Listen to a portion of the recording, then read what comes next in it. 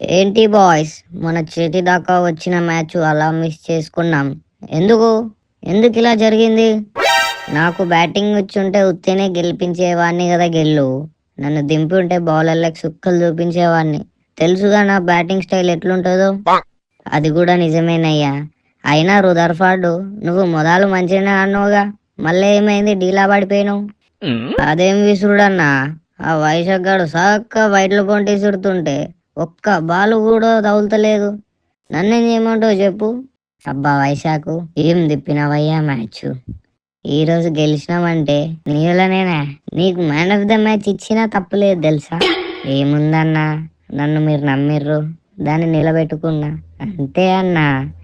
అయినా ఇంత మంచి బౌలర్ని పట్టుకొని ఆర్సీబీ వాళ్ళు నిన్ను వాడుకోలేదేందా? నన్ను, నా టాలెంట్ని తొక్కేశారన్నా. మీరు మాత్రం నన్ను ఎలా వాడాలో అలా వాడుతున్నారు. నాకు నీ టాలెంట్ తెలుసు బాబు, నిన్ను చూసినప్పుడే అనిపించింది.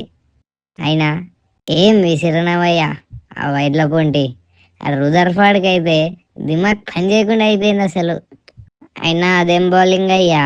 మా భిక్షు యాదవ్ అయిన రసూల్ గాడు కూడా అట్లా ఎసురు కొట్టాడు కదా.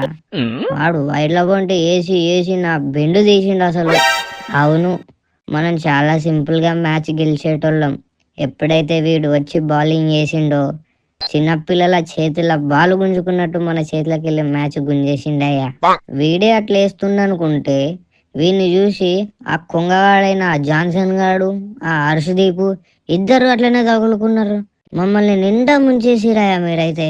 అయినా మేము కూడా మీరే గెలుస్తారు అనుకున్నాం లేవయ్యా. ఎప్పుడైతే మా ఓడు వచ్చి వైడ్ల యార్కర్ లేచిండో మేము కూడా దాన్నే ఫాలో కొట్టినాం. అట్లా మీ చేతిలోకి వెళ్ళి ఆ 2 పాయింట్లు గుంజుకున్నాం. దానిదేముంది చెప్పు తప్పు.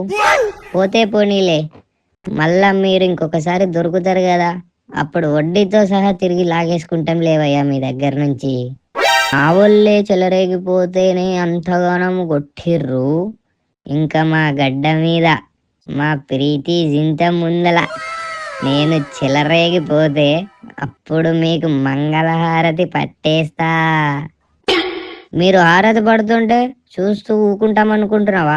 మా సిరాజ్ మియా మిమ్మల్ని కనికరం లేకుండా అరెస్ట్ చేసి పడేస్తాడు. మా ఓడు వేసే బౌన్సర్లకి మీకు బాల్ని చూస్తేనే ఉచ్చా పడిపోద్దా.